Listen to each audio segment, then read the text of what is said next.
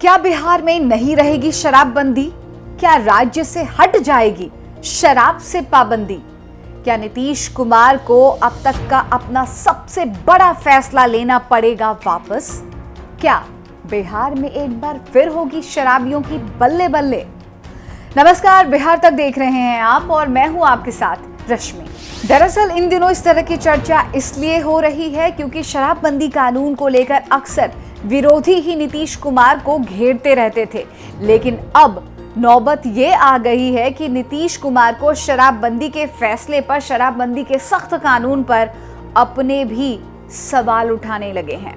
जैसा कि आपको पता होगा कि नीतीश कुमार ने अपने पिछले कार्यकाल में ही शराबबंदी का सख्त फैसला लिया, लेकिन अब उनकी परेशानियां इसलिए बढ़ रही हैं कि अब इस कानून को लेकर उनके सहयोगी ही सवाल पूछने लगे हैं और इस कानून को वापस लेने की मांग करने लगे हैं। झारखंड की गोड्डा सीट से बीजेपी सांसद निशिकांत दुबे ने शराबबंदी कानून को लेकर संशोधन की मांग की है। निशिकांत दुबे ने नीतीश कुमार को शराबबंदी कानून पर कुछ इस अंदाज में नसीहत दी है। उन्होंने ट्विटर पर जाकर लिखा है, बिहार के मुख्यमंत्री नीतीश कुमार जी से आग्रह है कि शराबबंदी में कुछ संशोधन करें, क्योंकि जिनको पीना या पिलाना है वो नेपाल, बंगाल, झारखंड, उत्तर प्रदेश, मध्य प्रदेश, छत्तीसगढ़ का रास्ता अपनाते हैं। इससे राजस्व की हानि, होटल उद्योग प्रभावित और पुलिस एक्साइज भ्रष्टाचार को बढ़ावा देते हैं।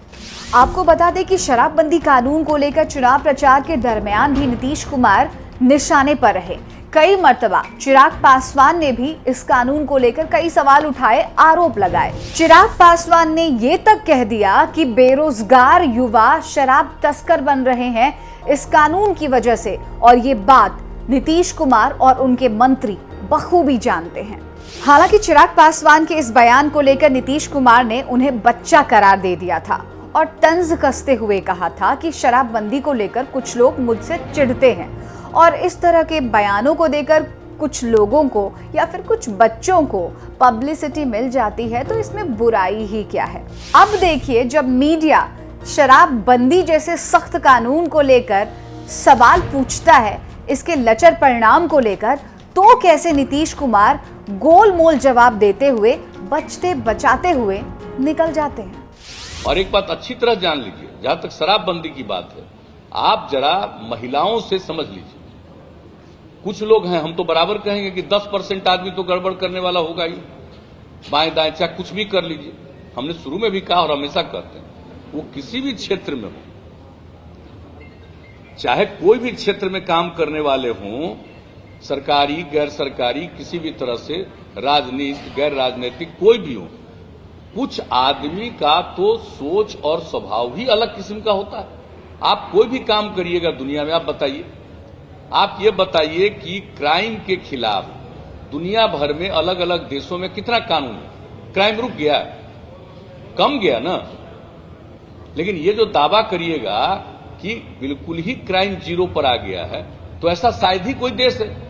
तो बिहार विधानसभा चुनाव 2020 खत्म हो चुका है। चुनाव परिणाम एनडीए के पक्ष में आया है। एक बार फिर एनडीए की सरकार बनने जा रही है। मुमकिन है नीतीश कुमार ही मुख्यमंत्री होंगे।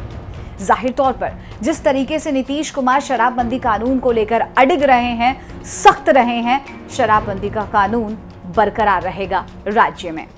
लेकिन बड़ी बात यह है, दिलचस्प बात यह है कि अब जब विरोधी ही नहीं, सहयोगी भी शराबबंदी कानून को लेकर सवाल उठाने लगे हैं, नीतीश कुमार को घेरने लगे हैं, तो नीतीश कुमार का अगला स्टैंड क्या होगा?